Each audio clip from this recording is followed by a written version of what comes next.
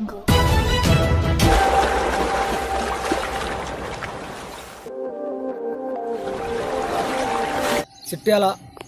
మండల కేంద్రంలో ఉన్నటువంటి రైతులకు సంబంధించినటువంటి గోదాము భూమిని కొంతమంది ప్రైవేటు వ్యక్తులు కబ్జా చేస్తూ ఉన్నారు.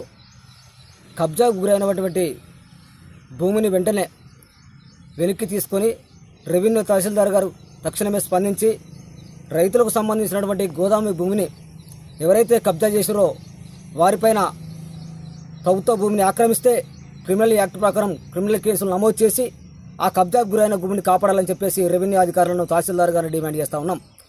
జిల్లా కలెక్టర్ గారు తక్షణమే స్పందించవలసిన అవసరం ఉన్నది.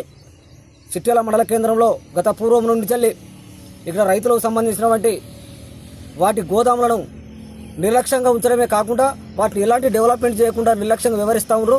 తక్షణమే కలెక్టర్ గారు స్పందించాలి. ఈ గోదాములను డెవలప్ చేసే విధంగా కూలిపోయినటువంటి గోదాములను పునర్నిర్మాణం చేపట్టి వాటిపైన రేకులు వేసి రైతులు పండించినటువంటి పంటను ధాన్యాన్ని నిల్వహించే విధంగా చర్యలు చేపట్టి రైతులు ఇప్పటికే గోదాములు లేక చాలా నానా ఇబ్బందులు పడతా ఉన్నారు. రైతులు పండించిన పంటను ఎక్కడ దాచుకోవాలో చాలా ఇబ్బంది పడతా ఉన్నారు. తక్షణమే స్పందించి జిల్లా కలెక్టర్ గారు వాళ్ళ రైతుల యొక్క ధాన్యాన్ని నిల్వహించే విధంగా చర్యలు చేపట్టాలి.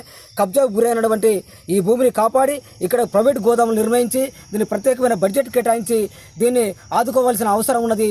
తక్షణమే జిల్లా ఉన్నత అధికారులు తహసీల్దార్ గారు స్పందించి ఈ భూమిని కాపాడాలని చెప్పేసి సిపిఎం లిబరేషన్ పక్షాన డిమాండ్ చేస్తాను. లేకపోతే పార్టీ ఆధ్వర్యంలో ఆందోళన కార్యక్రమం చేపడతామని చెప్పేసి జిల్లా ఉన్నతాధికారులను హెచ్చరిస్తా ఉన్నాం.